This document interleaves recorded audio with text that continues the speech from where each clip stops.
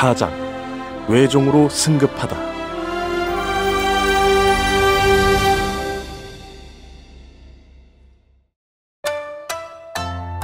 시간이 번개처럼 흘러 또다시 2달이 지났다. 계절은 한여름으로 접어들었고 8월의 이글거리는 태양이 땅을 뜨겁게 달구었다. 은기가 몸에 들어오면 전신의 혈맥이 하나로 뚫리며 하늘과 땅과 공명한다. 한창 나무를 베고 있어야 할 낮 시간, 맹호는 도끼 대신 은기권을 손에 들고 있었다. 눈을 감고 정신을 집중하자 따뜻한 기운 한 가닥이 몸 안에서 느껴졌다. 그 기운은 처음 생겨났던 2달 전보다 훨씬 두터워져 있었으며 이제 맹호는 은기권의 구결과 운용 방법에 따라 그 기운이 쉬지 않고 전신을 돌게 할 수 있었다. 얼마 지나지 않아 맹호가 2눈을 떴다. 저 멀리 숲속에서 소년이 커다란 도끼를 메고 빠르게 달려오고 있었다.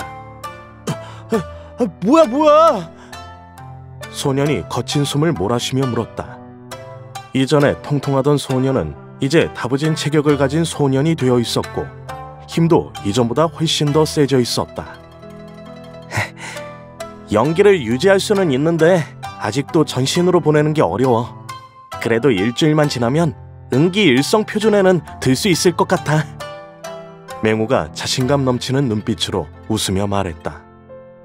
내가 물은 건 꿩이 어떻게 됐냐고 물은 거야. 소년이 침을 꼴딱꼴딱 삼키며 맹호 앞에서 불타고 있는 장작더미를 바라보았다. 이제 거의 다 됐어. 맹호가 입술을 축이며 곁에 있던 나무 막대기로 불더미를 헤쳤다. 그러자 소년이 즉시 도끼를 휘둘러 익숙하게 땅에서 꿩을 파냈다. 잘 익은 꿩고기 냄새가 사방으로 퍼졌다. 2 사람은 꿩을 반으로 나눠 개걸스럽게 먹어치웠다. 너에게 연기가 생기고 나서는 이렇게 자주 꿩을 잡아먹을 수 있어서 너무 좋아. 안 그랬으면 우리 둘 다 굶어 죽었을걸? 처음 2달은 정말이지 악몽이었어. 소년이 번들거리는 입술로 익숙하게 맹호를 지켜세웠다.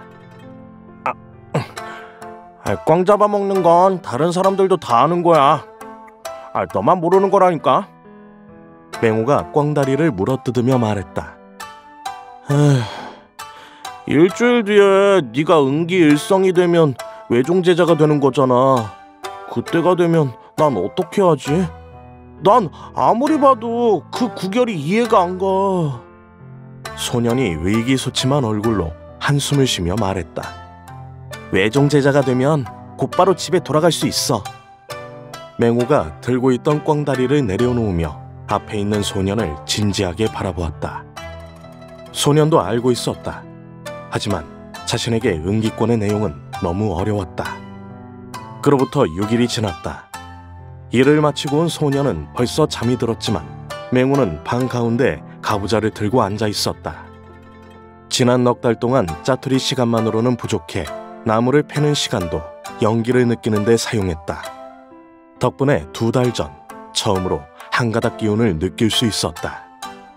숨을 크게 들이마시고 몸속의 연기를 운용하던 어느 순간 머릿속에서 쾅 하는 소리가 들렸다. 요 며칠 아무리 해도 전신으로 퍼지지 않던 연기가 순식간에 온몸 구석구석으로 흘러들어가며 속세때가 벗겨져 나갔다. 맹호의 연기가 은기 일성을 이루었을 때 숙소 바깥 바위 위에서 가부좌를 틀고 앉아있던 긴 얼굴의 청년이 천천히 눈을 떴다. 그리고 맹호가 있는 숙소 쪽을 한번 바라보고는 다시 눈을 감았다. 아침이 밝자 맹호는 자벽꾼들의 부러운 시선을 한몸에 받으며 4개월 동안 지냈던 숙소를 나섰다. 소년은 따라 나오지 않고 굳센 눈빛으로 문 앞에 서서 맹호를 배웅했다. 맹호는 말없이 긴 얼굴의 청년 앞으로 다가섰다. 4개월의 은기 일성이라 천재라고 할 수는 없지만 그렇다고 둔재라고 할 수도 없지. 청년이 무표정한 얼굴로 맹호를 바라보며 입을 열었다. 이제 외종으로 가라. 너에게 미리 외종의 규정에 대해 간단히 말해주마. 외종에서는 매월 정해진 양만큼 영석과 단약을 준다. 다른 사람의 것을 빼앗아도 종문에서는 막지 않는다. 알고 있는지 모르겠다만 우리 고산종은 오래전부터 조나라의 마종이라 불렸다. 특정 구역에서는 사람을 죽이는 것도 허용되니 네 목숨은 알아서 잘 지키고. 청년이 담담히 말을 마친 후 오른손을 휘둘렀다. 그러자 옷간 하나가 날아와 맹호의 손 안으로 떨어졌다. 연기를 옷간에 집어넣어라. 외종의 보각에 가서 그걸 등록하면 외종 제자로 승급할 수 있을 거다. 제 할 말을 다한 청년은 곧바로 눈을 감았다. 맹호는 청년을 향해 인사를 하고 소년이 있는 숙소 쪽으로 몸을 돌렸다. 소년과 눈이 마주치자 맹호는 가볍게 고개를 끄덕이며 손에 있는 옷간을 세게 움켜쥐었다. 그러자 옷간이 부드러운 푸른빛을 내며 천천히 날아올랐다. 맹호가 옷간을 따라 발걸음을 옮겼다. 자벽구를 벗어나 작은 산길로 접어든 지 얼마 지나지 않아 산 아래에 도착했다. 맹호는 지난 4개월 동안 한 번도 밟아보지 못한 새로운 구역에 발을 디뎠다. 고산종에는 4개의 주요 봉우리가 있었는데 이걸로 동서남북을 구분하였다. 각 산봉우리의 중턱마다 자벽구가 하나씩 있었고 맹호가 지냈던 곳은 북쪽 봉우리에 있는 북쪽 자벽구였다. 봉우리 정상은 내문 제자와 장로들만이 거주할 수 있는 곳이라 진법으로 막혀 있었다. 4개의 산봉우리 사이에는 평원이 있었는데 그곳이 바로 고산종의 외종이었다. 고산종은 특이하게도 외종이 밑에서 지내고 자벽이 산 중턱에서 생활했다. 이는 고산노조가 어떠한 이유로 정해놓은 규칙이었다. 평원을 가득 뒤덮고 있던 운무는 맹호가 발을 내딛자 거짓말처럼 사라지고 옥으로 만든 계단과 조각된 난간이 시야에 들어왔다. 누각과 연결된 길은 모두 푸른빛이 감도는 돌로 포장되어 있었고 녹색 장포를 입은 외종 제자들의 모습이 보였다. 맹호가 길을 걸어가자 저기가 가득한 시선이 사방에서 그의 몸 위로 내리꽂혔다. 호감이 담긴 눈빛은 단 하나도 없었다. 마치 위험한 맹수의 우리에 내던져진 기분이었다. 맹호는 긴 얼굴의 사형이 알려주었던 외종에 대한 이야기를 떠올렸다. 설명으로 들었던 것보다 훨씬 살벌하고 위험한 느낌이었다. 맹호는 금세 외종 남쪽에 있는 흑색 누각 앞에 도착했다. 3층 높이로 지어진 누각은 온통 새까만 색으로 뒤덮여 있었지만 옥석으로 조각하여 깨끗하고 투명한 느낌이 들었다. 맹호가 누각 쪽으로 조금 더 가까이 다가가자 대문이 소리 없이 열리며 안에서 녹색 장포를 입은 삐쩍 마른 중년의 남자가 걸어 나왔다.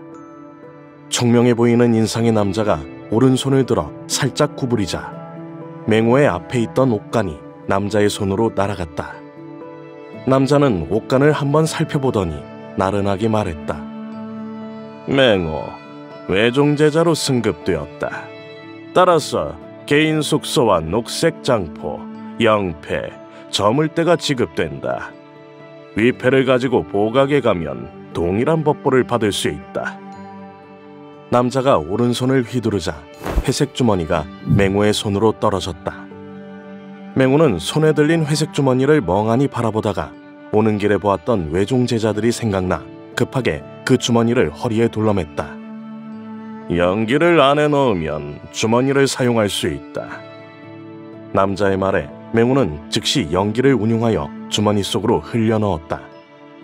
그러자 잠시 눈앞이 흐려지더니 성인 몸집의 절반만한 공간에 녹색 장포와 옷간 등의 물건이 보였다. 옷간을 보고 싶다고 생각하니 공간 안에 있던 옷간이 그의 손에 쥐어졌다. 정신을 집중하여 가만히 살펴보니 그 안에는 한 장의 지도가 있었다. 지도는 외종구역의 지리를 나타내는 것으로 한쪽 구석에 맹호가 지낼 숙소가 표시되어 있었다. 돌아가서 보도록 해라. 보각은 이미 열렸으니 들어가면 된다. 남자가 쌀쌀맞게 이야기했다. 맹호는 고개를 들어 저물대를 품 안에 집어넣은 뒤 보각의 문 앞에 서서 깊게 숨을 깊게 들이마시고 안으로 걸음을 옮겼다.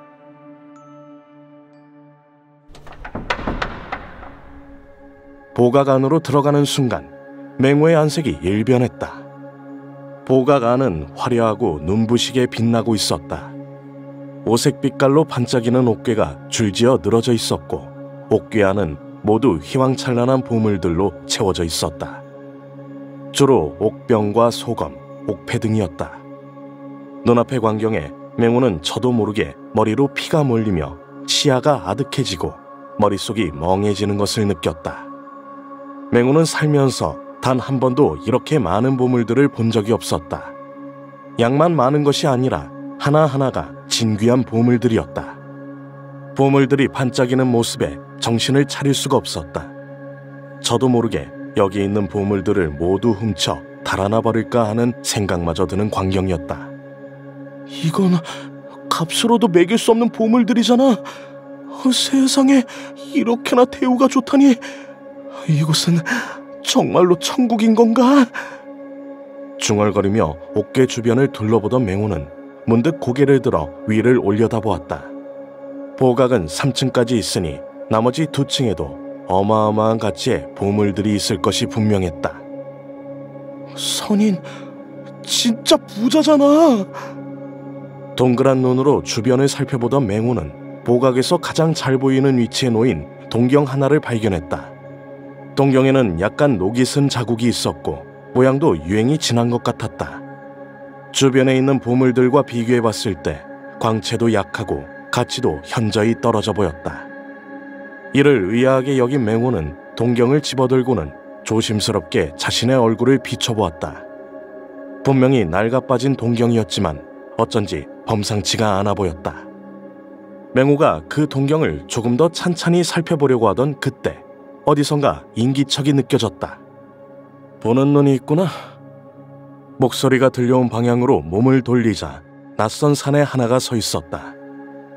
남자는 맹호의 손에 들린 동경을 바라보며 칭찬하듯 말했다. 사제가 그 거울을 집어들었다는 건 동경과 인연이 있다는 거다. 그 동경에 대해서는 여러 전설들이 있는데 그걸 가지려면 엄청난 기연이 필요하다고 하지. 보아하니 사제가 그런 기질을 갖춘 모양인데 그 동경이 천하를 호령하게 될 날이 기다려지는군. 이 거울이... 맹호는 얼떨떨한 표정으로 고개를 숙여 거울을 쳐다보았다.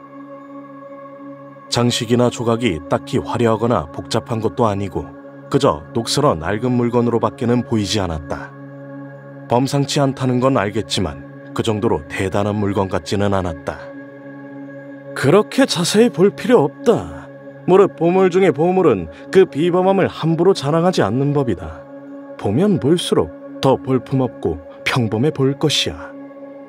사제, 그 인연을 잡아라. 평범해 보인다는 이유만으로 포기하기엔 너무 아까운 물건이다. 나는 오래전부터 보각을 책임지고 있어 여기에 있는 보물들의 이력을 모두 알고 있다. 그 거울은 하늘에서 내려온 한 줄기 빛으로 만들어진 것으로 과거 조나라에서 큰 파문을 일으켰었다. 고산노조께서 그걸 가지고 오셔서 전심으로 연구하시고는 천하에 다시 없을 보물이라고 하셨지. 연구를 완전히 끝내지는 못했지만 어쨌든 그 거울과 인연이 있는 사람은 반드시 천하를 호령할 것이라고 하셨다. 고산노조라는 이름에 맹호는 미친 듯이 가슴이 뛰는 것을 느꼈다. 고산노조께서 연구를 끝내지 않으셨다면 초는 들렸다. 노조께서 연구 결과를 모두 다 말씀해 주시지 않아 다는 모르지만 이 보물이 하늘을 뒤엎을 물건이라는 것만은 분명하게 짚고 넘어가셨다. 그것으로 이미 그 동경의 가치는 증명된 셈이다. 그동안 그 보물을 가지고 나갔던 이들은 모두 그 선택을 후회하지 않았다. 혹 가지고 갔다가 아닌 것 같으면 다른 보물로 다시 바꿔가면 되니 걱정하지 말아라. 이전에 그 동경을 가져갔던 이들도 2-3개월 안에 반납하러 왔었다. 앞으로 나와 지내다 보면 너도 자연히 알게 될 것이다. 나는 동문들을 어려움에 처하게 하지 않는다. 우선 가지고 가서 진짜 너와 인연이 있는 물건인지 알아보는 것도 나쁘지 않을 것이다. 만약 그냥 두고 나간다면 언제까지고 이 동경이 너에게 미련으로 남게 될 것이다. 어쩌면 평생 후회할지도 모르지. 남자가 머뭇거리는 맹호를 깊은 눈동자로 바라보았다. 사실 그의 말은 모두 거짓이었다. 이렇게 갓 들어온 종문제자를 속이는 것은 식은 죽 먹기보다도 쉬웠다. 동경의 역사와 전설에 대해서 대충 이야기를 해주고 천하를 주름잡는다는 말을 흘리면 거의 대부분이 그의 말에 넘어왔다. 하지만 맹호는 그런 평범한 이들과는 달랐다.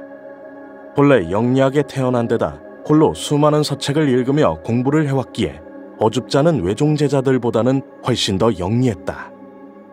지금 맹호는 사내가 자신에게 이 동경을 넘기기 위해 그럴싸한 감언이설을 늘어놓는 것은 아닌지 의심하고 있었다.